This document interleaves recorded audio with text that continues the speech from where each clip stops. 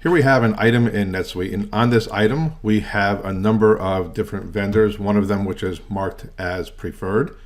To manage these different vendors and their prices inside of NetSuite could be a little cumbersome if you start to get a lot of vendors. One or two, it's fine to handle there.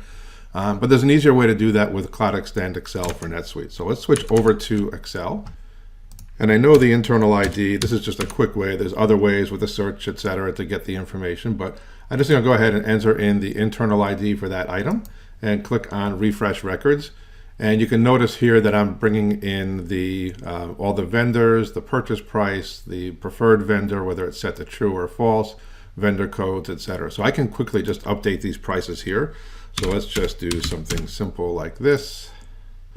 So we'll update all those prices, and now I can just click on Update, and I'll just insert all these records here.